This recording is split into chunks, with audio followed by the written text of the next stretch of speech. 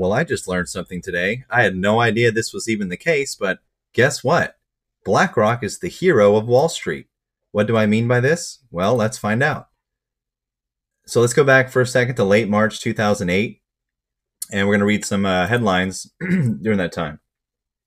So during 2008, BlackRock stakes place as fixer with Fed's nod. So to understand how BlackRock found itself at the center of the financial crisis, you need to understand Larry Fink's long, strange relationship with mortgage-backed securities. Fink sold his first CMO in 1983 while working as a bond trader at First Boston. He pitched this new product to Freddie Mac, which is a Fortune 500 company, as a way for the company to offload $1 billion in mortgages. Now, that's right. The U.S. government contracted with BlackRock to help resolve the fallout of the 2008 meltdown. Now, according to Vanity Fair, the financial establishment in Washington and on Wall Street believed BlackRock was the best choice for the job. The Federal Reserve allowed BlackRock to superintend the $130 billion debt settlement of Bear Stearns and AIG, or American International Group. I had no idea. So this whole time, BlackRock has been the right-hand man of the Fed Reserve. Interesting. No idea that was the case. So BlackRock was helping the world fix the issues derived from the very products he was pushing in the beginning. Full circle. Now, in 2007, BlackRock was selected by Citigroup, which is Salomon Barney, which is the underwriter of GameStop, JP Chase, and Bank of America, with a nod from the U.S. Treasury Department to manage the fund that was to have helped bail out the troubled investment vehicles. The banks then pulled the plug because the fund wasn't needed. BlackRock was also called by a local government fund in Florida to help out amid recent problems. So they were just helping out everyone. So Larry Fink, now the CEO of BlackRock, was one of the first on Wall Street to package mortgage obligations and helped popularize the new products. But he made sure BlackRock didn't suffer the kind of losses rivals like Citigroup and Merrill Lynch did. Now, BlackRock shares lost only 5% that year through Friday, while Citi shares were off 23.57% and Merrill's were down 12.7% through Friday as investors fretted about multi-billion-dollar write-downs. Good play, Larry. Now, this is the weird thing.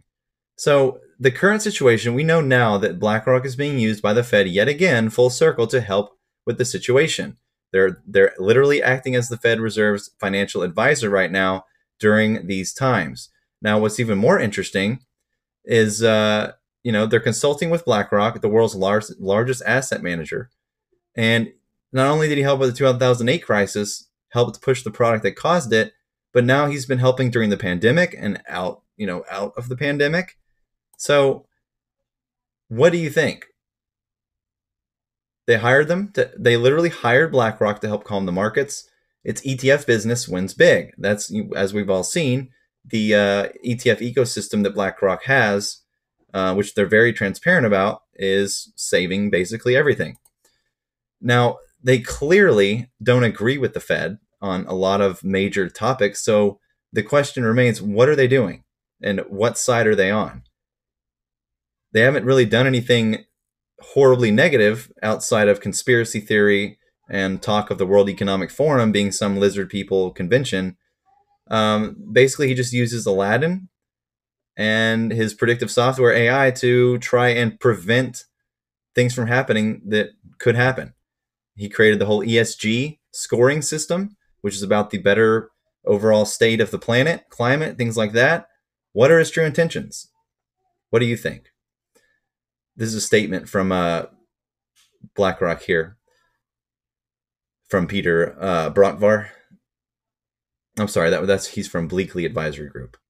So the Fed is playing a game of chicken that they're going to lose, said Peter Brockvar, Chief Investment Officer at Bleakley Advisory Group. I think the Fed will be wrong on inflation being temporary. They don't want to be playing catch-up. Some leaders on Wall Street, including BlackRock, CEO Larry Fink, and JP Chase, Jamie Dimon, have similarly warned in recent weeks that inflation may not be temporary. This article is as of late July, so clearly they're not seeing eye to eye. So what is the real reasoning for all this repo demand? Because like I said, the market crashed in April. If it wasn't for this repo and BlackRock, the market would be done.